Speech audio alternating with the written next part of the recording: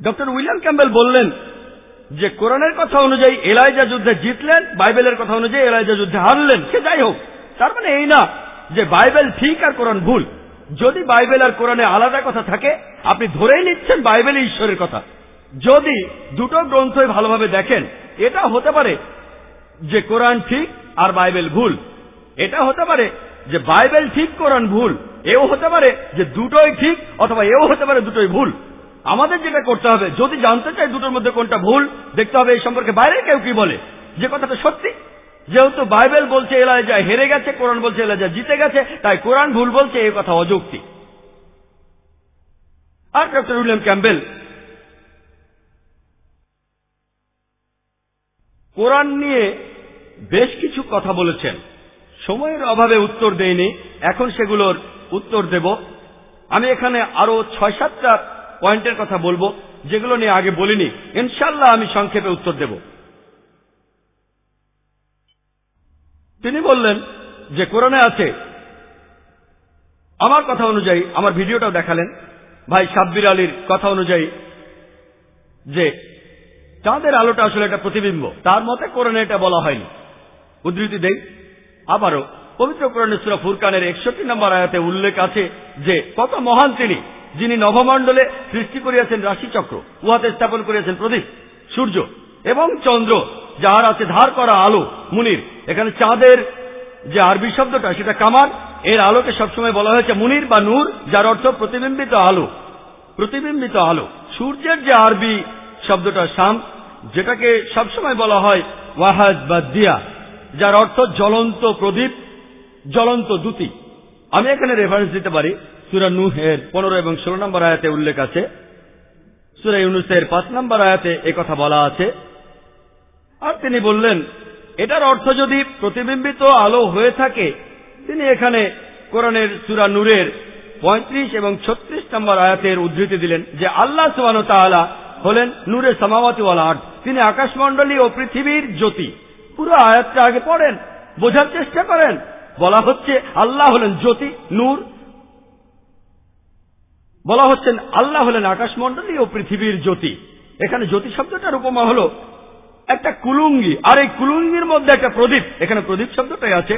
তাই আল্লাহ সুবহানাহু ওয়া তাআলা তিনি নিজেই নিজের আলো, আর তিনিই আলোর প্রতিবিম্ব। যেমন ধরুন একটা হ্যালোজেন ল্যাম্প, এখানে দেখতে পাচ্ছেন আপনারা, এর ভেতরের ল্যাম্পটা সূর্যের মতো, তবে রিফ্লেক্টরটা চাঁদের মতো। এটা প্রতিবিম্ব তৈরি করছে।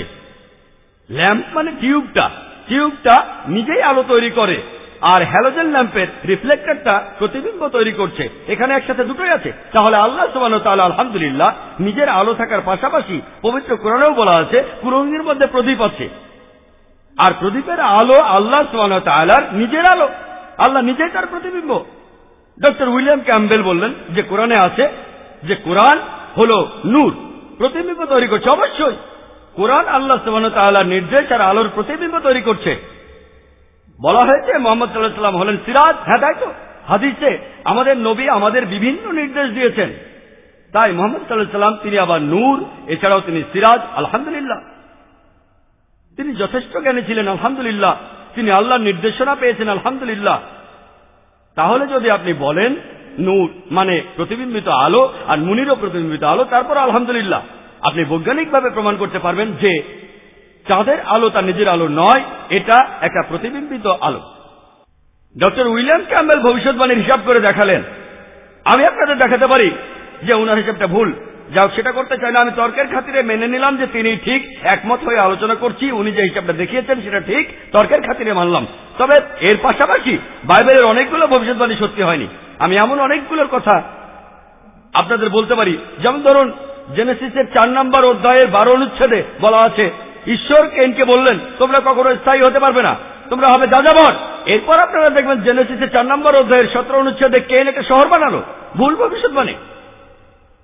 বুক অফ জেরেমিয়া 36 নম্বর অধ্যায়ের 30 অনুচ্ছেদে বলা আছে যে জোয়াকিম অর্থাৎ জোয়াকিমের বাবা অন্য কেউ তার সিংহাসনে বসতে পারবে না। দাউদের সিংহাসনে জোয়াকিমের পর কেউ বসতে পারবে না। এরপর 2 বুক অফ কিংসের 24 নম্বর অধ্যায় 6 অনুচ্ছেদে বলা আছে যে জোয়াকিম তিনি মারা গেলে জোয়াকিম সিংহাসনে বসেন। ভুল ভবিষ্যৎবাণী। মাত্র একটাতেই প্রমাণ করা যায় এটা ঈশ্বরের কথা নয়। আমি অনেকগুলো কথা বলতে পারি। বুক অফ ইজিকিয়ালের 26 অধ্যায়ে বলা আছে যে নেবুকদনেজার টায়ার শহরটা ধ্বংস করবেন। কিন্তু আমরা জানি আলেকজান্ডার দ্য গ্রেট টায়ার শহরটা ধ্বংস করেন। ভুল ভবিষ্যৎবাণী। আইজায়ার 7 নম্বর অধ্যায়ের 14 অনুচ্ছেদে একজনের জন্ম নিয়ে ভবিষ্যৎবাণী আছে। কুমারীর গর্ভে তার জন্ম হবে আর তাকে বলা হবে ইমানুয়েল। এই জায়গায় খ্রিস্টানরা বলেন এখানে যীশু খ্রিস্টের কথা বলা হয়েছে। কুমারীর গর্ভে জন্ম হবে, এখানে হিব্রু শব্দটা দে জামলা, এর অর্থ কোনো কুমারী না, এক যুবতী নারী। কুমারী শব্দটা হিব্রু ভাষায় হবে বেথুলা, এখানে সেটা নেই। তারপরে মেনে নিলাম, একমত হয়ে আলোচনা করছি, মেনে নিলাম কুমারী কুমারী, কোনো সমস্যা নেই। এখানে আছে তাকে বলা হবে ইমানুয়েল। বাইবেলে কোনো জায়গায় যীশু খ্রিস্টকে ইমানুয়েল বলে ডাকা হয়নি, এটা ভুল ভবিষ্যৎবাণী। আমি এখানে অনেকগুলো ভুল ভবিষ্যৎবাণীর কথা বলতে পারি, একটা দিয়ে প্রমাণ করা যায় যে বাইবেলে ভুল আছে। আমি কয়েকটার কথা বললাম, আপনার কথা অনুযায়ী, আপনার থিওরি অনুযায়ী বাইবেল ঈশ্বরের কাছ থেকে আসেনি।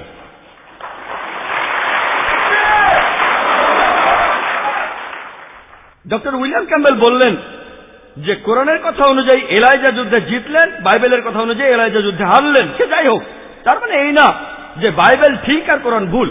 যদি বাইবেল আর কোরআনে আলাদা কথা থাকে, আপনি ধরেই নিচ্ছেন বাইবেলই ঈশ্বরের কথা।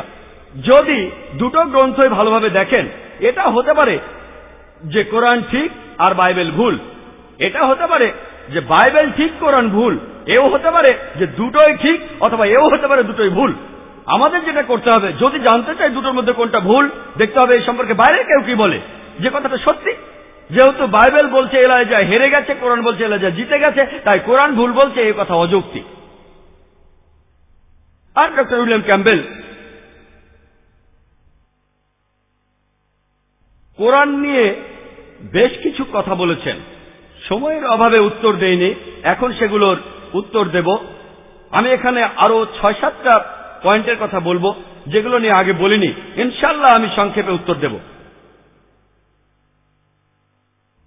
তিনি বললেন যে কোরআনে আছে, আমার কথা অনুযায়ী, আমার ভিডিওটাও দেখালেন ভাই সাব্বির আলীর কথা অনুযায়ী, যে চাঁদের আলোটা আসলে একটা প্রতিবিম্ব। তার মতে কোরআনে এটা বলা হয়নি।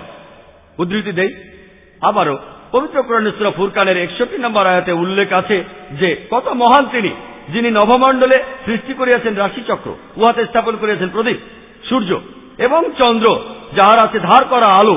মুনির, এখানে চাঁদের যে আরবি শব্দটা সেটা কামার, এর আলোকে সবসময় বলা হয়েছে মুনির বা নূর, যার অর্থ প্রতিবিম্বিত আলো। প্রতিবিম্বিত আলো। সূর্যের যে আরবি শব্দটা শামস, যেটাকে সবসময় বলা হয় ওয়াহাজ বা দিয়া, যার অর্থ জ্বলন্ত প্রদীপ, জ্বলন্ত দ্যুতি। আমি এখানে রেফারেন্স দিতে পারি, সূরা নূহের 15 এবং 16 নম্বর আয়াতে উল্লেখ আছে, সূরা ইউনূসের 5 নম্বর আয়াতে একথা বলা আছে। আর তিনি বললেন এটার অর্থ যদি প্রতিবিম্বিত আলো হয়ে থাকে, তিনি এখানে কোরআনের সূরা নূরের 35 এবং 36 নম্বর আয়াতের উদ্ধৃতি দিলেন যে আল্লাহ সুবহানাহু ওয়া তাআলা হলেন নূরে সামাওয়াতি ওয়াল আরদ, তিনি আকাশমণ্ডলী ও পৃথিবীর জ্যোতি। পুরো আয়াতটা আগে পড়েন, বোঝার চেষ্টা করেন। বলা হচ্ছে আল্লাহ হলেন জ্যোতি, নূর। বলা হচ্ছেন আল্লাহ হলেন আকাশমণ্ডলী ও পৃথিবীর জ্যোতি। এখানে জ্যোতি শব্দটার উপমা হলো একটা কুলুঙ্গি, আর এই কুলুঙ্গির মধ্যে একটা প্রদীপ, এখানে প্রদীপ শব্দটাই আছে। তাই আল্লাহ সুবহানাহু ওয়া তাআলা তিনি নিজেই নিজের আলো, আর তিনিই আলোর প্রতিবিম্ব। যেমন ধরুন একটা হ্যালোজেন ল্যাম্প, এখানে দেখতে পাচ্ছেন আপনারা, এর ভেতরের ল্যাম্পটা সূর্যের মতো, তবে রিফ্লেক্টেডটা চাঁদের মতো। এটা প্রতিবিম্ব তৈরি করছে। ল্যাম্প মানে টিউবটা নিজেই আলো তৈরি করে, আর হ্যালোজেন ল্যাম্পের রিফ্লেক্টরটা প্রতিবিম্ব তৈরি করছে। এখানে একসাথে দুটোই আছে। তাহলে আল্লাহ সুবহানাহু ওয়া তাআলা আলহামদুলিল্লাহ নিজের আলো থাকার পাশাপাশি পবিত্র কোরআনেও বলা আছে কুলুঙ্গির মধ্যে প্রদীপ আছে, আর প্রদীপের আলো আল্লাহ সুবহানাহু ওয়া তাআলার নিজের আলো, আল্লাহ নিজেই তার প্রতিবিম্ব। ডক্টর উইলিয়াম ক্যাম্বেল বললেন যে কোরআনে আছে যে কোরআন হলো নূর, প্রতিবিম্ব তৈরি করছে। অবশ্যই কোরআন আল্লাহ সুবহানাহু ওয়া তাআলার নির্দেশ আর আলোর প্রতিবিম্ব তৈরি করছে। বলা হয়েছে মুহাম্মদ সাল্লাল্লাহু আলাইহি ওয়াসাল্লাম হলেন সিরাজ। হ্যাঁ, তাই তো, হাদিসে আমাদের নবী আমাদের বিভিন্ন নির্দেশ দিয়েছেন। তাই মুহাম্মদ সাল্লাল্লাহু আলাইহি ওয়াসাল্লাম তিনি আবার নূর, এছাড়াও তিনি সিরাজ। আলহামদুলিল্লাহ, তিনি যথেষ্ট জ্ঞানী ছিলেন। আলহামদুলিল্লাহ, তিনি আল্লাহর নির্দেশনা পেয়েছেন। আলহামদুলিল্লাহ। তাহলে যদি আপনি বলেন নূর মানে প্রতিবিম্বিত আলো আর মুনিরও প্রতিবিম্বিত আলো, তারপর আলহামদুলিল্লাহ আপনি বৈজ্ঞানিকভাবে প্রমাণ করতে পারবেন যে চাঁদের আলো তার নিজের আলো নয়, এটা একটা প্রতিবিম্বিত আলো। ডক্টর উইলিয়াম ক্যাম্বেল আরো কিছু কথা বলেছেন সূরা কাহাফ নিয়ে।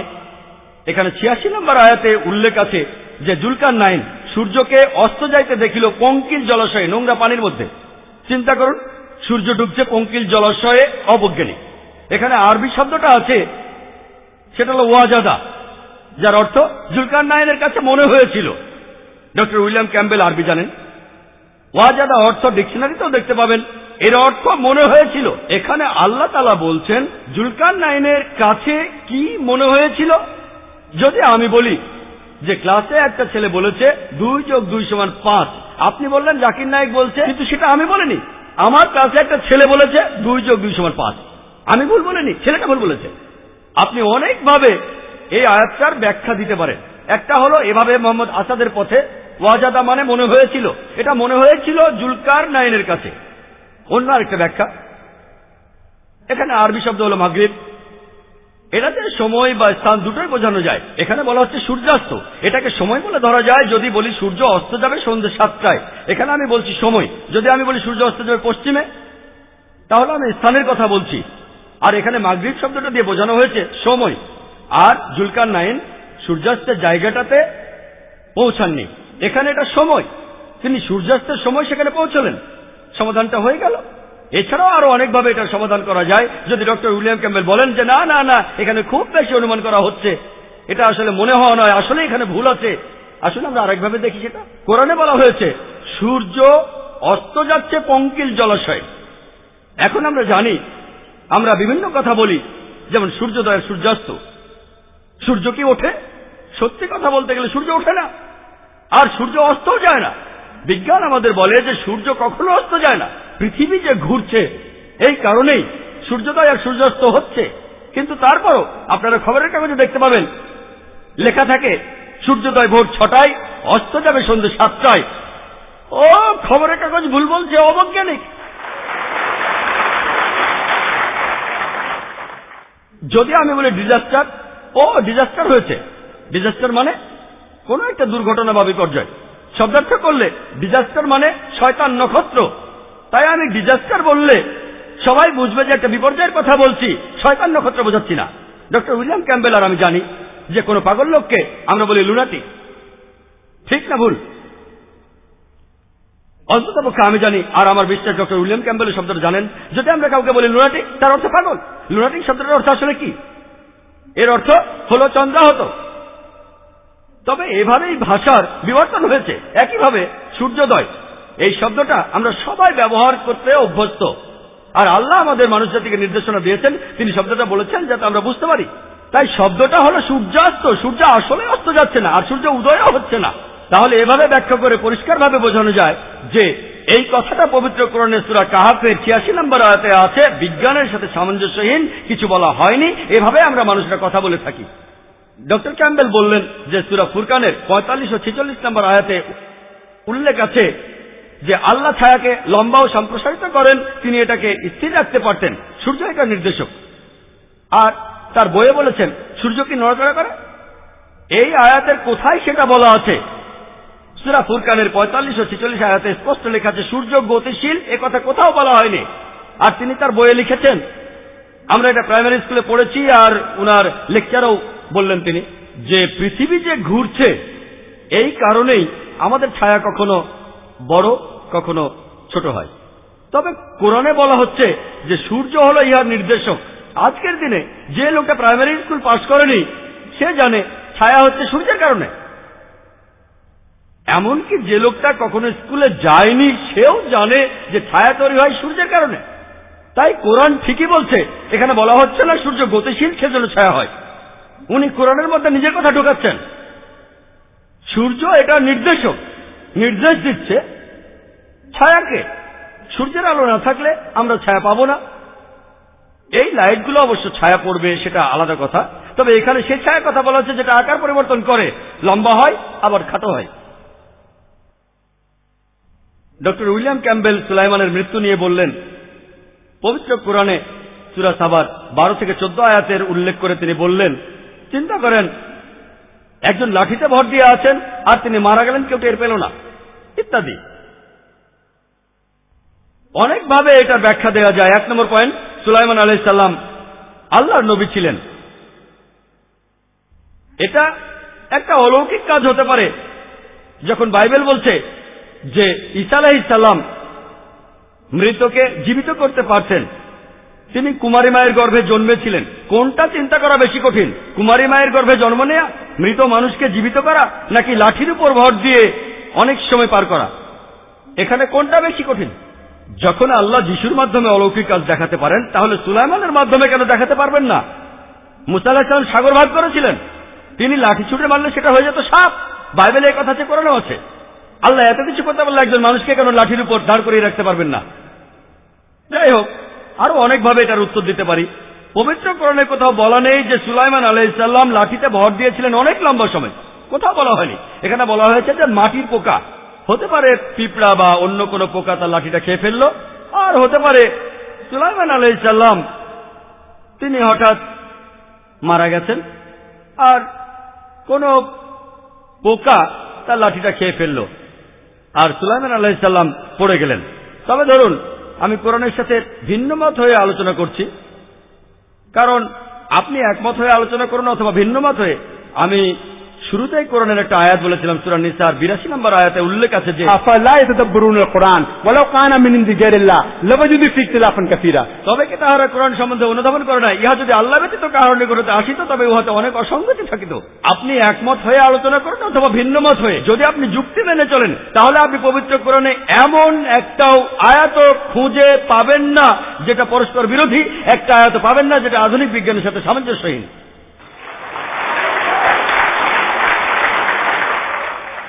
ডক্টর ক্যাম্বেলের কথা মেনে নিলাম যে সুলাইমান আলাইহিস সালাম লম্বা সময় দাঁড়িয়েছিলেন। উত্তরটাও এই আয়াতগুলোতে আছে যে যখন সুলাইমান আলাইহিস সালাম পড়ে গেলেন, জিনরা তখন বলল যে যদি তারা জানতো যে সুলাইমান আলাইহিস সালাম মারা গেছেন তাহলে তারা শাস্তি ভোগ করতো না। এর অর্থ হচ্ছে যে এমনকি জিনেরাও, তাদেরও ইলমে গায়েব নেই, তারাও অদৃশ্য বিষয় জানতে পারে না।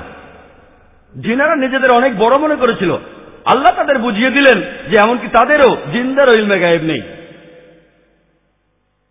ডক্টর উইলিয়াম ক্যাম্বেল এরপর বলেছেন দুধ তৈরি হওয়া নিয়ে। সূরা নেহালের 66 নম্বর আয়াতে উল্লেখ করেছেন প্রথম যে লোক রক্তের সঞ্চালন নিয়ে কথা বলেছেন তিনি হলেন ইবনে নাফিস, কোরআন নাজিল হওয়ার 600 বছর পরে। আর ইবনে নাফিসের 400 বছর পরে উইলিয়াম হার্ভে এই জ্ঞানটা পশ্চিমে নিয়ে এলেন। অর্থাৎ কোরআন নাজিল হওয়ার 1000 বছর পরে আমরা যে খাবার খাই সেগুলো অন্ত্রে যায়, আর অন্ত্র থেকে খাবার শরীরের বিভিন্ন স্থানে যায়, রক্তের মধ্যেও যায়, আবার অনেক সময় লিভারের মধ্যেও যায়। খাবার এখান থেকে স্তনগ্রন্থিতে যায় আর সেখান থেকে দুধ উৎপন্ন হয়। আর পবিত্র কোরআনে আধুনিক বিজ্ঞানে এই কথাটা সংক্ষেপে সূরা নেহালের 66 নম্বর আয়াতে উল্লেখ আছে যে অবশ্যই গবাদি পশুর মধ্যে তোমাদের জন্য শিক্ষা রহিয়াছে, তোমরা তাহাই পান করবে যাহা উহাদের উদরস্থিত উহাদের গোবর, এবং রক্তের মধ্য হইতে তোমাদিগকে পান করাই বিশুদ্ধ দুগ্ধ যাহা পানকারীদের জন্য সুস্বাদু। আলহামদুলিল্লাহ, আমরা কিছুদিন আগে জানতে পেরেছি বিজ্ঞানে, কিছুদিন আগে মানে 50 বছর আগে, 100 বছর আগে কোরআনে এই কথাগুলো বলা হয়েছে 1400 বছর আগে। আর একই কথা আছে পবিত্র কোরআনে সূরা মুমিনুনের 21 নম্বর আয়াতে। ডক্টর উইলিয়াম ক্যাম্বেল পশু পাখি সম্প্রদায় নিয়ে কিছু কথা বললেন। পবিত্র কোরআনে সূরা আনামের 38 নম্বর আয়াতে আছে ভূপৃষ্ঠে বিচরণকারী এমন জীব নেই অথবা নিজ ডানার সাহায্যে এমন কোন পাখি উড়ে না যাহারা তোমাদের মতো একটি সম্প্রদায়। আর ডক্টর উইলিয়াম ক্যাম্বেল বললেন আমরা জানি স্ত্রী মাকড়সা পুরুষকে মেরে ফেলে, বাবাকে মেরে ফেলে, আমরা কি মারি? সিংহ এটা করে, হাতি ওটা করে। তিনি এখানে ব্যবহারের কথা বলছেন, কোরআন এখানে ব্যবহারের কথা বলছে না। ডক্টর উইলিয়াম ক্যাম্বেল যদি কোরআন বুঝতে না পারেন তার মানে এই না যে কোরআন ভুল। কোরআন বলছে তারা সম্প্রদায়ে বসবাস করে, তার অর্থ জীবজন্তু আর পশু পাখি দলবদ্ধ হয়ে থাকে, সমাজবদ্ধ হয়ে, আমাদের মানুষের মতোই। এখানে কোনো ব্যবহারের কথা বলা হয়নি।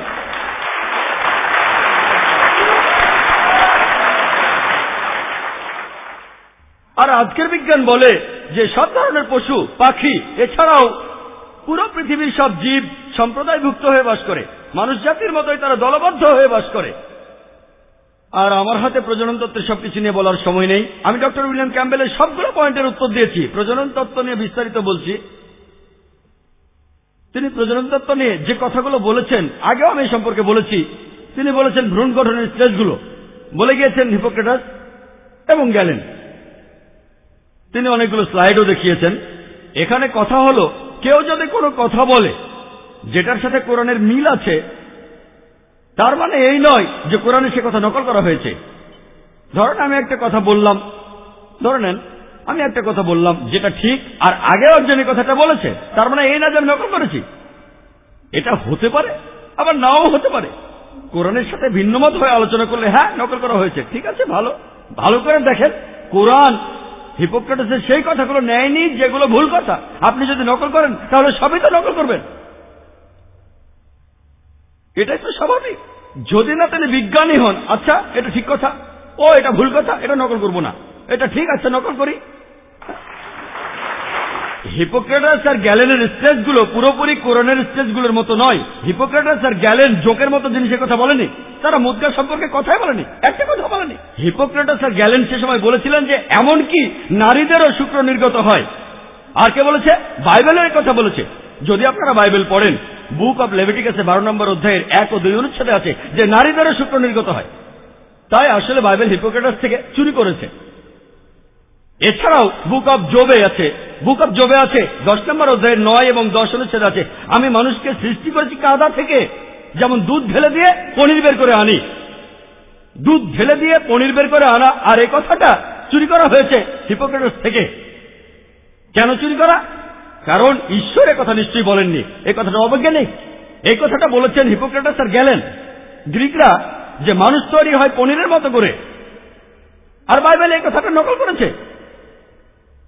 তবে কোরআন আলহামদুলিল্লাহ, যদি আপনারা প্রজনন তত্ত্বের বইগুলো ভালোভাবে পড়েন, ডক্টর কিথ মুর তিনিও বলেছেন হিপোক্রেটাস আর গ্যালেনের মতো আরো অনেকজন তারা প্রজনন তত্ত্বের ব্যাপারে অনেক অবদান রেখেছেন। প্রথম দিকে এমনকি অ্যারিস্টটলও অনেকেই ঠিক বলেছেন, অনেকেই ভুল বলেছেন। তারপর কিথ মুর আরো বলেছেন, এরপর মধ্যযুগে অথবা যখন সবচেয়ে উন্নত ছিল আরবরা, কোরআন তখনও অতিরিক্ত কিছু কথা বলেছে। যদি কোরআন পুরো নকল হয়ে থাকে তাহলে ডক্টর কিথ মুর তার বইতে কোরআনের প্রশংসা করবেন। তিনি এখানে আরো প্রশংসা করেছেন অ্যারিস্টটল আর হিপোক্রেটাসকে, তবে একথাও বলেছেন তাদের ভুল ছিল, কিন্তু কোরআনে ভুল ছিল তিনি বলেননি। এ থেকে প্রমাণ হয় যে কোরআন গ্রিকদের কথা নকল করেনি। চাঁদের আলো সম্পর্কে বলি, এই কথাটা নাকি গ্রিকদের থেকে নকল করা। আরো বলবেন পৃথিবী যে গোলাকার সেটাও গ্রিকদের থেকে নকল করা। আমি জানি যে পিথাগোরাস গ্রিক মনীষী, খ্রিস্টপূর্ব 600 সালে ছিলেন। তিনি ভাবতেন যে পৃথিবী চারপাশে ঘুরছে। তারা ভাবত যে চাঁদের আলোটা আসলে প্রতিবিম্ব। যদি নবী মোহাম্মদ নাউজুবিল্লাহ নকল করতেন, সব নকল করেননি কেন? তারা ভাবত যে সূর্য স্থির থাকে, তারা ভাবত সূর্যই বিশ্বজগতের কেন্দ্র। তাহলে মোহাম্মদ কেন ঠিক জিনিসটা নকল করলেন আর ভুলটা কেন ফেলে দিলেন? এটাই প্রমাণিত হয় যে নবী মুহাম্মদ সাল্লাল্লাহু আলাইহি ওয়াসাল্লাম কোনো নকল করেননি। ডক্টর ক্যাম্বেল একটা লিস্ট দিয়েছিলেন যে প্রথম থেকে গ্রিক থেকে সিরিয়াক, সিরিয়াক থেকে আরবি। সে এক বিশাল গবেষণা। কোরআনের মাত্র একটা আয়াত দিয়ে প্রমাণ করা যায়। পবিত্র কোরআনে সূরা আনকাবুতের 48 নম্বর আয়াতে উল্লেখ করা আছে যে তুমি তো ইহার পূর্বে কোনো কিতাব পাঠ করো নাই এবং তোমার সহস্তে কোনো কিতাব লিখো নাই। আর যদি এমন হইত তাহা হইলে মিথ্যাচারীরা সন্দেহ পোষণ করিত। নবী মুহাম্মদ ছিলেন উম্মি, তিনি ছিলেন নিরক্ষর। ইতিহাসের এই সত্যটা দিয়ে প্রমাণ করা যায় যে তিনি কোনো জায়গা থেকে চুরি করেননি। যথেষ্ট। চিন্তা করেন, যে বিজ্ঞানী খুবই শিক্ষিত তিনিও এই কাজ করতে পারতেন না, কিন্তু সর্বশক্তিমান আল্লাহ তার শেষ নবীকে বানিয়েছেন উম্মি, যাতে করে মিথ্যাচারীরা সন্দেহ না করে। যারা ইসলামের বিরুদ্ধে বই লেখে তারা তাদের মুখ খুলতে না পারে নবী ছিলেন উম্মি। আর বাইবেল সম্পর্কে আমি আরো কিছু কথা বলতে চাই। কোরআনের বিরুদ্ধে ওনার সব অভিযোগের উত্তর আমি দিয়েছি আলহামদুলিল্লাহ। তিনি প্রমাণ করতে পারেননি কোরআন বিজ্ঞানের বিরুদ্ধে যায়, আর 22টা সমস্যার সমাধান তিনি দেননি। দুটোর উত্তর দিয়েছেন, তার সমাধান হয়নি। তাই 22টা সমস্যা এখনো আছে যে বাইবেল আধুনিক বিজ্ঞানের সাথে সামঞ্জস্যপূর্ণ নয়। 23 নম্বর পয়েন্ট, প্রাণীবিজ্ঞানের ক্ষেত্রে। প্রাণীবিজ্ঞানের ক্ষেত্রে এটার উল্লেখ আছে লেভিটিকাসের 11 নম্বর অধ্যায়ের 6 নম্বর অনুচ্ছেদে যে খরগোশ গরুর মতো জাবর কাটে। আগের দিনের মানুষ এমনটাই মনে করত। এখন আমরা জানি খরগোশ জাবর কাটে না, আর খরগোশের পাকস্থলীতেও কোন রকম প্রকোষ্ঠ নেই। এছাড়াও আছে প্রভার্বের 6 নম্বর অধ্যায়ের 7 নম্বর অনুচ্ছেদে যে পিঁপড়াদের কোনো শাসক নেই, কর্তা নেই, প্রধান নেই। এখন আমরা জানি যে পিঁপড়ারা একটা বুদ্ধিমান কীট, তারা ভাগাভাগি করে তাদের সব কাজ করে। তাদের সমাজে আছে প্রধান, ফোরম্যান, আছে শ্রমিক, এমনকি একজন রানীও আছে, তাদের একজন শাসক আছে। তাই বাইবেলই এখানে অবৈজ্ঞানিক। এছাড়াও উল্লেখ আছে জেনেসিসের 3 নম্বর অধ্যায়ের 14 নম্বর অনুচ্ছেদে, আর আইজায়া 65 নম্বর অধ্যায়ের 25 নম্বর অনুচ্ছেদে যে সাপ ধুলো খায়। কোন প্রাণীবিদ্যার বই বলে না সাপ ধুলো খায়। বুক অব লেভিটিকাসে আছে 11 অধ্যায়ের 20 অনুচ্ছেদে, যেসব প্রাণীকে তোমরা ঘৃণা করবে 4 পায়ের কোনো পাখি, এদেরকে ঘৃণা করতে হবে। কিছু বিশেষজ্ঞ বলেন হিব্রু উফ শব্দটার সঠিক অনুবাদটা আসলে পাখি নয়, কিং জেমস ভার্সনে এটা কীটপতঙ্গ যারা উঠতে পারে, আর নতুন ইন্টারন্যাশনাল ভার্সনে প্রাণীটা উঠতে পারে। তবে এখানে বলা আছে সেই সব কীটপতঙ্গ যাদের 4টি পা আছে তাদের তোমরা ঘৃণা করো, এদেরকে পরিহার করো। আমি ডক্টর উইলিয়াম ক্যাম্বেলকে প্রশ্ন করব, কোন কীটের 4টা পা? এমনকি যে ছেলেটা প্রাইমারি স্কুল পাশ করেছে সেও জানে কীটপতঙ্গের 6টা পা আছে। পৃথিবীতে এমন কোন পাখি নেই, এমন কোন উড়ন্ত পাখি নেই, এমন কোন কীটপতঙ্গ নেই যার 4টা পা আছে। এছাড়াও বাইবেলে কাল্পনিক কিছু প্রাণীর কথা, রূপকথার কিছু প্রাণীর কথা উল্লেখ করা হয়েছে যেন সেগুলো বাস্তবেই আছে। যেমন ধরুন ইউনিকর্ন, এটার উল্লেখ আছে বুক অব আইজায়ায় 34 অধ্যায়ের 7 নম্বর অনুচ্ছেদে। ইউনিকর্নের কথা বলা হয়েছে যেন সেগুলো আসলেই আছে। ডিকশনারি দেখবেন ইউনিকর্ন হলো সেই প্রাণী যার ঘোড়ার মতো শরীর আর একটা শিং। এমন কোন প্রাণী বাস্তবে নেই। আমার সময় শেষ। আমার কথায় যদি খ্রিস্টান ভাই বোনদের কেউ আহত হয়ে থাকেন সেজন্য ক্ষমা চাচ্ছি। আমার উদ্দেশ্য সেটা ছিল না। আমি শুধু ডক্টর উইলিয়াম ক্যাম্বেলের বইটার উত্তর দিতে চেয়েছিলাম যে কোরআন আধুনিক বিজ্ঞানের সাথে সামঞ্জস্যপূর্ণ, আর বাইবেল আমি মেনে নিচ্ছি এখানে কিছু অংশ ঈশ্বরের কথা, পুরোপুরি ঈশ্বরের কথা নয়। এটা কোনো আসমানি কিতাব নয়। আমার লেকচার শেষ করার আগে আমি পবিত্র কোরআনের সূরা ইসরার 81 নম্বর আয়াত থেকে উদ্ধৃতি দিচ্ছি, ওয়াকুল জাল হক ওয়া যাকাল বাতিল ইন্নাল বাতিলা কানা যাহুকা। যখন সত্য আসিয়া মিথ্যার সামনে দাঁড়ায় মিথ্যা বিলুপ্ত হয়ে যায়, কারণ মিথ্যা ওয়ার প্রকৃতিগত কারণে বিলুপ্ত হইবে। ওয়া আখিরু দাওয়ানা আলহামদুলিল্লাহি রাব্বিল আলামিন।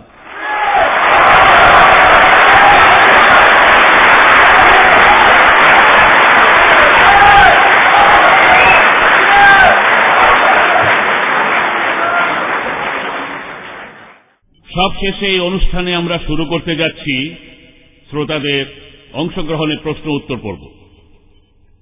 এই প্রশ্নোত্তর পর্বকে সফল করার জন্য আমাদের হাতে সময় আছে 60 মিনিট। সামান্য কিছুটা কম বেশি হবে। আমরা কিছু নিয়ম মেনে চলব। আপনাদের প্রশ্নগুলো হতে হবে আজকের বিষয়ের উপর। আজকের বিষয় the Quran and the Bible in the light of the subject of science. বিষয়ের বাইরে প্রশ্ন হলে তার উত্তর দেওয়া হবে না। দয়া করে আপনার প্রশ্নটা সংক্ষেপ আর সহজবোধ্য করুন। দয়া করে লেকচার দেবেন না। প্রশ্নের উত্তরের পর বক্তাদের প্রশ্ন করবেন না। ডক্টর উইলিয়াম ক্যাম্বেল আর ডক্টর জাকির নায়েক তারা সবিস্তারে উত্তর করবেন, আর প্রশ্নের উত্তরগুলো 5 মিনিটের চেয়ে বেশি হবে না। অডিটোরিয়ামে মোট 4টি মাইক বসানো হয়েছে যাতে আপনারা প্রশ্ন করতে পারেন। 2টা মাইক স্টেজের ঠিক সামনেই পুরুষদের জন্য, আর পেছনের 2টা মাইক অডিটোরিয়ামের পেছন দিকে মহিলাদের জন্য। যারা ডক্টর উইলিয়াম ক্যাম্বেলের উদ্দেশ্যে প্রশ্ন করতে চান তারা দয়া করে বাম দিকে মাইকটার কাছে আসেন। পুরুষরা সামনে আর মহিলারা পেছনে। আর যারা ডক্টর জাকির নায়েকের কাছে প্রশ্ন করবেন তারা দয়া করে আমার ডান দিকের মাইকের কাছে এসে দাঁড়ান। পুরুষরা থাকবেন সামনে আর মহিলারা থাকবেন পেছনে। আমি অনুরোধ করব যে শ্রোতারা বেলকনিতে আছেন দয়া করে ক্ষমা করবেন। আমাদের অনুষ্ঠানে আজকে অনেক লোক এসেছেন, মানুষে একদম ভর্তি। আমি আপনাদের অনুরোধ করব দয়া করে যদি প্রশ্ন করতে চান তাহলে নিচে এসে মাইকের সামনে দাঁড়ান। একবারে আপনারা মাত্র একটা প্রশ্ন করতে পারবেন। যদি আরো প্রশ্ন করতে চান তাহলে লাইনের পেছনে গিয়ে দাঁড়ান, তারপর আপনার দ্বিতীয় প্রশ্নটা করেন। এরপরে প্রশ্ন হবে ইন্ডেক্স কার্ডে। এগুলো পাবেন আমাদের পাশে ভলান্টিয়ারদের কাছে। মাইকে প্রশ্ন করা শেষ হলে ইন্ডেক্স কার্ডে প্রশ্ন শুরু হবে আর বক্তারা উত্তর দেবেন। দয়া করে কার্ডে লিখবেন আপনি কার কাছে প্রশ্ন করতে চান, ডক্টর উইলিয়াম ক্যাম্বেল না ডক্টর জাকির নায়েক, যাতে করে কার্ডগুলো ঠিক বক্সে রাখতে পারি। আপনাদের সামনেই এই স্বচ্ছ বক্সের ভেতর ডক্টর উইলিয়াম ক্যাম্বেল আর ডক্টর জাকির নায়েকের নাম বক্সে লেখা আছে। বক্সের এই কার্ডগুলো আমাদের কোঅর্ডিনেটররা ঝাঁকিয়ে দেবেন। এরপর বক্তারা সেখান থেকে যে কোনো একটা প্রশ্ন বেছে নেবেন। তারপর তারা চেক করে দেখবেন যে প্রশ্নটা বিষয়ের সাথে প্রাসঙ্গিক কিনা এবং তারা সেই প্রশ্নের উত্তর দেবেন। কোঅর্ডিনেটররা তাদের সামনের মাইক ব্যবহার করবেন, তারপর বক্তারা সেই প্রশ্নের উত্তর দেবেন। দয়া করে প্রশ্ন করার আগে আপনার নাম ও পেশা বলুন। আপনারা একবার একটি প্রশ্ন করবেন, ঘড়ির কাঁটার মতো।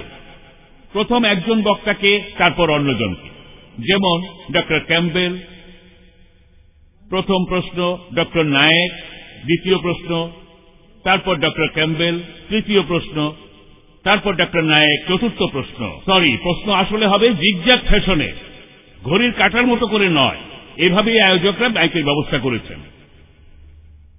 তাহলে প্রথম প্রশ্ন স্টেজের সামনে থেকে, দ্বিতীয় প্রশ্ন স্টেজের সামনে থেকে, তৃতীয় প্রশ্ন আমার বাম পাশে পেছন দিক থেকে, চতুর্থ প্রশ্ন আমার ডানে পেছন দিক থেকে, আর এভাবেই চলবে। এভাবে মাইকের মাধ্যমে প্রশ্নোত্তর পর্ব চলবে 40 মিনিট, আর তারপর প্রশ্ন করা হবে ইন্ডেক্স কার্ডে। তাহলে এখন শুরু হচ্ছে প্রথম প্রশ্ন আমার বাম পাশের মাইক থেকে ডক্টর উইলিয়াম ক্যাম্বেলের উদ্দেশ্যে। আমি ডক্টর ক্যাম্বেলকে প্রশ্ন করতে চাই যে জেনেসিসে বলা হয়েছে নূহ নবীর সময়কার সেই মহাপ্লাবনের কথা। এখানে বলা আছে যে বন্যার পানি পুরো পৃথিবীকে ঢেকে ফেলেছিল, যাবতীয় সৃষ্টি আর সব পাহাড় পর্বতই পানিতে ডুবে গিয়েছিল। আরো আছে যে পৃথিবীর সবচেয়ে উঁচু পাহাড়ও ডুবে গিয়েছিল, আর সেটা ছিল 15 কিউবিট। আরবিতে সেটা হলো 15 ফিট, অর্থাৎ কদম। কিন্তু বিজ্ঞান আমাদের বলে যে পৃথিবীর সবচেয়ে উঁচু পাহাড়টা 15 ফুট নয়, পাহাড় আসলে তার চেয়ে অনেক উঁচু। তাহলে জেনেসিসে একথা কেন বলা হয়েছে বন্যার পানিতে সব ডুবে গিয়েছিল, সব পাহাড় ডুবে গিয়েছিল, আর সবচেয়ে উঁচুটা 15 ফিট?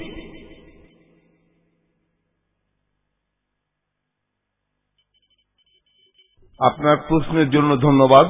আমার ধারণা এই উচ্চতাটা হলো পাহাড়ের উপরের উচ্চতা।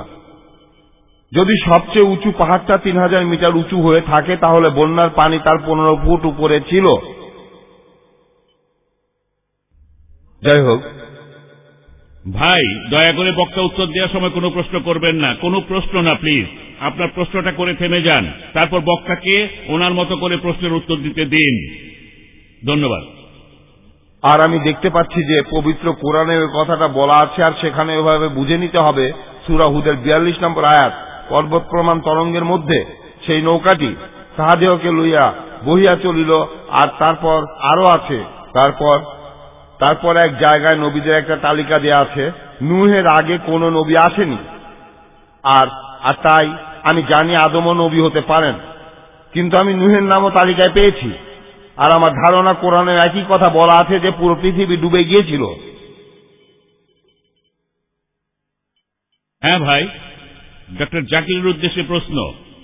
কোন ভলান্টিয়ার কি মাইকটা চালু করবেন? ডক্টর জাকির, আপনি বললেন যে এক্সকিউজ মি, দ্বিতীয় প্রশ্নটা করা হবে আমার ডান পাশের মাইক থেকে ডক্টর জাকিরের উদ্দেশ্যে।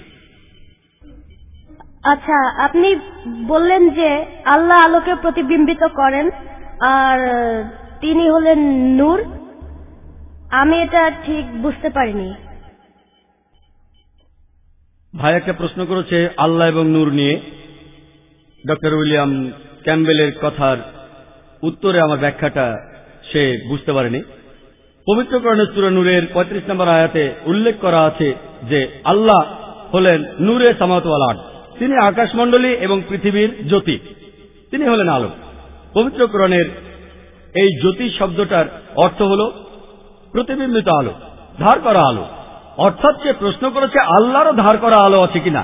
এই আয়াতের বাকি অংশটা পড়লেই উত্তরটা পাওয়া যাবে। বলা আছে তাহার জ্যোতি যেন একটি দীপাধার, যার মধ্যে আছে একটি প্রদীপ, একটি প্রদীপের নিজস্ব আলো থাকে। এর অর্থ আল্লাহর নিজেরই আলো রয়েছে, আর তিনি নিজেই নিজের আলো হয়ে প্রতিবিম্বিত হচ্ছেন। আল্লাহ সুবহানাহু ওয়া তাআলা তার নিজের আলোকে আবার নিজেই প্রতিবিম্বিত করছেন। যেমন হ্যালোজেন বাল্ব যেগুলো এখানে দেখছেন, এর মধ্যে একটা টিউব আছে। এই ল্যাম্পটাকে আপনারা বলতে পারেন সিরাজ, ওয়াহাজ বা দিয়া, আর এর রিফ্লেক্টর হলো মুনির অথবা নূর, ধার করা আলো, প্রতিবিম্বিত আলো। আর তারপরে এখানে যে আলোর কথা বলা হচ্ছে এটা সত্যিকারের কোনো আলো নয়, এটা আল্লাহ সুবহানাহু ওয়া তাআলার আধ্যাত্মিক আলো। এই কথাটা ডক্টর উইলিয়াম ক্যাম্বেলের উত্তরে বলেছিলাম। আর সময় যেহেতু 5 মিনিট, তাই অন্য প্রসঙ্গে বলি।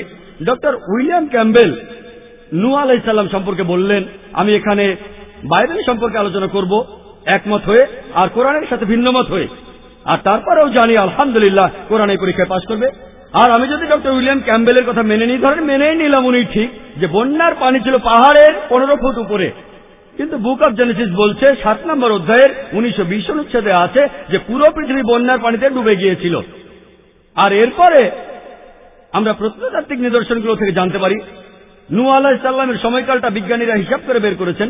এই সময়টা খ্রিস্টপূর্ব 22 শতক থেকে 21 শতক পর্যন্ত। আজকে আমরা প্রত্নতাত্ত্বিক নিদর্শন থেকে জানতে পারি যে ব্যাবিলনের রাজবংশের 3য় রাজা আর মিশরের রাজবংশের 11 রাজা 22 শতক আর 21 শতকে রাজত্ব করেছে, আর সেখানে কোন রকম বন্যা হয়নি, পরবর্তীতে কোনো মহাপ্লাবন হয়নি। আজকের প্রত্নতাত্ত্বিক নিদর্শন আমাদের বলে এটা অসম্ভব যে খ্রিস্টপূর্ব 22 শতক থেকে 21 শতকে মহাপ্লাবনে পুরো পৃথিবী ডুবে গিয়েছিল। কোরআন এখানে কি বলছে? কোরআন এখানে কি বলছে? 1 নম্বর পয়েন্ট, কোরআনে কোনো সময়ের উল্লেখ নেই। এটা কি খ্রিস্টপূর্ব 21 শতক নাকি 50 শতক এমন উল্লেখ নেই। 2 নম্বর পয়েন্ট, কোরআনে কোথাও বলা নেই যে পৃথিবী পানিতে ডুবে গিয়েছিল। এখানে বলা হয়েছে নূহ আলাইহিস সালাম, তার কওমের কথা আর তার গোত্রের কথা। হতে পারে অল্প কিছু লোক অথবা অনেকগুলো লোক। প্রত্নতাত্ত্বিক নিদর্শন আমাদের বলে, আর প্রত্নতাত্ত্বিকরা বলেন যে তাদের আপত্তি নেই, এটা হতে পারে যে পৃথিবীর কিছু অংশ পানিতে ডুবে গিয়েছিল, কিন্তু পুরো পৃথিবী এটা অসম্ভব। তাই আলহামদুলিল্লাহ কোরআনের কথার সাথে প্রত্নতাত্ত্বিক নিদর্শনের যথেষ্ট মিল রয়েছে, কিন্তু বাইবেলের সাথে নেই। এছাড়াও বাইবেলে আছে জেনেসিসের 6 নম্বর অধ্যায় 15 ও 16 অনুচ্ছেদে। এখানে সৃষ্টিকর্তা নূহ আলাইহিস সালামকে বলছেন তুমি একটা নৌকা বানাও। নৌকার মাপটাও দেওয়া আছে, 300 কিউবিট লম্বা, 50 কিউবিট চওড়া আর 30 কিউবিট উঁচু। 1 কিউবিট মানে 1.5 ফিট। ভাই এটা ভুল বলেছিলেন, এটা হলো 1.5 ফিট। আর নতুন ইন্টারন্যাশনাল ভার্সনে আছে 450 ফিট লম্বা আর 75 ফিট চওড়া আর আনুমানিক 45 ফিট উঁচু। উচ্চতা হলো 30 কিউবিট। আমি এই নৌকাটার ঘনত্ব হিসেব করে বের করেছি। এই ঘনত্বটা প্রায় 15 লক্ষ কিউবিক ফিট, আর আয়তন হলো 33,750 স্কয়ার ফিট। আর বাইবেল বলছে নৌকায় 3টি তলা ছিল, প্রথম তলা, দ্বিতীয় তলা, তৃতীয় তলা। তাহলে 3 দিয়ে গুণ করলে আপনারা পাবেন 1,01,250 স্কয়ার ফিট। এই হলো আয়তন। চিন্তা করেন, পৃথিবীর প্রত্যেকটা প্রাণীর 1 জোড়া করে সেই নৌকায় উঠেছিল। 1,01,250 স্কয়ার ফিট। চিন্তা করেন, এটা কি সম্ভব? পৃথিবীতে লক্ষ লক্ষ প্রাণী আছে। আমি যদি বলি এই অডিটোরিয়ামে আজকে 10 লক্ষ মানুষ আছে, বিশ্বাস করবেন? আমার মনে আছে গত বছরের কথা, কেরালাতে একটা লেকচার দিয়েছিলাম, 10 লক্ষ লোক এসেছিল। সেটাই ছিল আমার সবচেয়ে বড় সমাবেশ। আলহামদুলিল্লাহ, আল্লাহ সবকিছু করেন। 10 লক্ষ মানুষ। আমি মানুষজনের শেষটা দেখি নাই। সেটা কোনো অডিটোরিয়ামে হয়নি, হয়েছিল একটা বড় বিচে। সবাইকে দেখতে পাচ্ছিলাম না, শুধু সামনের কয়েকজনকে দেখছিলাম, যেখানে ছিল 10 লক্ষ মানুষ। আপনারা ভিডিও ক্যাসেট দেখলে বুঝতে পারবেন 10 লক্ষ আসলে কত বিশাল। যেমন ধরুন আরাফাতের ময়দানে হজের সময় 25 লক্ষ লোক একত্রিত হয়, কিন্তু 1,01,250 স্কয়ার ফিটের মধ্যে, অর্থাৎ 45,000 কিউবিটের মধ্যে এটা কোনোভাবেই সম্ভব না। আর এভাবে সবাই 40 দিন সেখানে ছিল, খাচ্ছে, প্রকৃতিটাকে সাড়া দিচ্ছে। আমি যদি বলি এখানে 10 লক্ষ মানুষ আছে, বিশ্বাস করবেন? তাই নিরপেক্ষভাবে এটা বলতে গেলে বাইবেলের মধ্যে বেশ কিছু বৈজ্ঞানিক ভুল আছে। এর পরের প্রশ্ন ডক্টর ক্যাম্বেলের উদ্দেশ্যে পেছন দিকের মাইক থেকে। ডক্টর নাইক, আপনি বললেন যে এই প্রশ্নটা ডাক্তার ক্যাম্বেলের জন্য। আচ্ছা, আপনাকে তাহলে পেছনের জন ডক্টর ক্যাম্বেলকে এই প্রশ্ন করুন। হ্যাঁ, আমি প্রশ্নটা করতে চাই, অথবা বলা যায় পরীক্ষা নিতে চাই ডক্টর ক্যাম্বেলের। আপনাকে বাইবেলের সেই ফলসিফিকেশন টেস্টটা দিতে বলছি, যেটা আছে বুক অফ মার্কের 16 নম্বর অধ্যায়ের 17 ও 18 নম্বর অনুচ্ছেদে। আর আমাদের সবার সামনে প্রমাণ করে দেখান যে আপনি সত্যিকারের খ্রিস্টান বিশ্বাসী।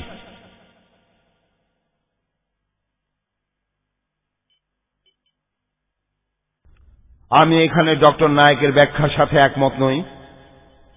ঈশ্বর যীশু খ্রিস্টকেও পরীক্ষায় ফেলা হয়েছে, যেখানে শয়তান বলেছে যে তুমি ঈশ্বরের পুত্র হলে মন্দিরের উপর থেকে লাফ দাও, আর যীশু বললেন তোমার প্রভু ঈশ্বরকে কোনো পরীক্ষায় ফেলো না।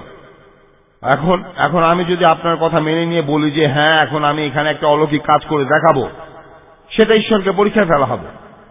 আমার বন্ধু হ্যারি র্যাডক্লিফ, সে কথা দিয়েছিল দাওয়াতে যাবে, তাই সে তার কথা রাখার জন্য দাওয়াতে গিয়েছিল। আর ঈশ্বরের কাছে নিজেকে সঁপে দিয়েছিল। এটা আলাদা পরিস্থিতি, আমি ঈশ্বরকে পরীক্ষায় ফেলবো না।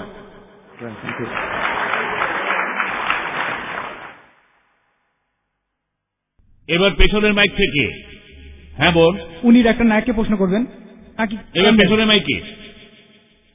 আপনি কি ডাক্তার নায়েককে প্রশ্ন করতে চান? হ্যাঁ, ঠিক আছে। আমার প্রশ্ন ডক্টর জাকির নায়েকের কাছে। খ্রিস্টানরা বৈজ্ঞানিকভাবে ট্রিনিটি দর্শনটার ব্যাখ্যা দেয়। এখানে তারা উদাহরণ হিসেবে বলে পানির কথা। পানি 3 আকারে থাকতে পারে, কঠিন, তরল ও বায়বীয়, অর্থাৎ হতে পারে বরফ, পানি বা বাষ্প। একইভাবে একজন ঈশ্বর হলে ত্রিমূর্তি, পিতা, পুত্র ও পবিত্র আত্মা। এই ব্যাখ্যা কি বৈজ্ঞানিকভাবে ঠিক? আপনার উত্তরটা দেওয়ার আগে আমি একটা কথা বলে নিই। আমরা ঈশ্বরকে পরীক্ষা করব না, ঈশ্বরকে পরীক্ষায় ফেলবো না। তবে এখানে ঈশ্বরকে পরীক্ষা করছি না, আমরা পরীক্ষা করতে চাচ্ছি মানুষকে। আমরা ঈশ্বরকে পরীক্ষা করব না, তবে এখানে আপনাকে পরীক্ষা করছি। ঈশ্বর কথা দিয়েছেন যে কোনো বিশ্বাসী যদি বিষ পান করে সে মরবে না, বিদেশি ভাষায় সে কথা বলতে পারবে। ঈশ্বরকে পরীক্ষা করছেন, ঈশ্বর ঠিক বলেছেন, তিনি নিশ্চিত করবেন যাতে বিশ্বাসীরা কথা বলতে পারে। আমরা আপনাকে পরীক্ষা করছি আপনি বিশ্বাসী কিনা। এবার প্রশ্নে আসি। বোন বললেন যে অনেক খ্রিস্টানই বললেন বৈজ্ঞানিকভাবে তারা ট্রিনিটির ধারণা প্রমাণ করতে পারবে। যেমন ধরুন, পানি 3 অবস্থায় থাকে, কঠিন, তরল, বায়বীয়, অর্থাৎ বরফ, পানি আর বাষ্প। একইভাবে ঈশ্বর থাকেন 3 অবস্থায়, পিতা, পুত্র, পবিত্র আত্মা। এই ধারণার উত্তরটা কি আর এটা কি বিজ্ঞানসম্মত? বৈজ্ঞানিকভাবে আমি মেনে নিলাম পানি 3 অবস্থায় থাকে, কঠিন, তরল, বায়বীয়, বরফ, পানি আর বাষ্প। কিন্তু বৈজ্ঞানিকভাবে আমরা এটাও জানি যে পানির উপাদান সবসময় একই অবস্থায় থাকে, H2O, হাইড্রোজেনের 2টো অণু আর অক্সিজেনের 1টা অণু। উপাদানের কোনো পরিবর্তন হয় না, পানির উপাদান একই রকম থাকে, শুধু আকৃতির পরিবর্তন হয়। এখানে কোনো সমস্যা নেই। এখন আমরা ট্রিনিটির ধারণাটা দেখব। ট্রিনিটির ধারণা, পিতা, পুত্র, পবিত্র আত্মা। আকার, এখানে আকার বদলাচ্ছে। আচ্ছা, তর্কের খাতিরে মেনে নিলাম, এখানে উপাদানটা কি বদলাচ্ছে? ঈশ্বর আর পবিত্র আত্মা রক্ত মাংসের নয়, আর মানুষ তৈরি হয় রক্ত মাংস দিয়ে। উপাদান এক নয়। মানুষের খাওয়ার দরকার হয়, ঈশ্বরের বেঁচে থাকার জন্য খাওয়ার দরকার নেই। তারা এক উপাদানের নয়। আর যীশুখ্রিস্ট এই কথাটা প্রমাণ দিয়েছেন নিজেই।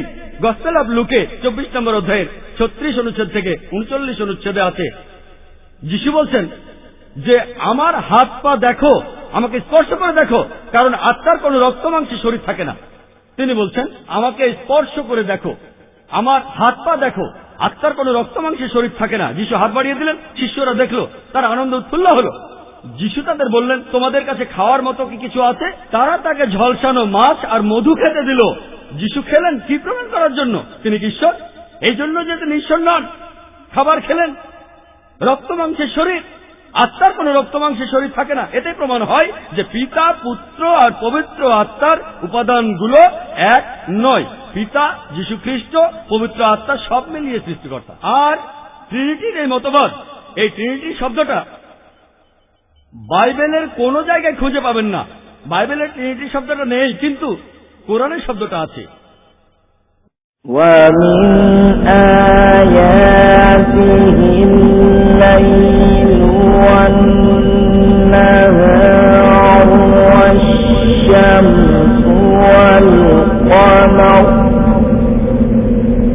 لا تسجدوا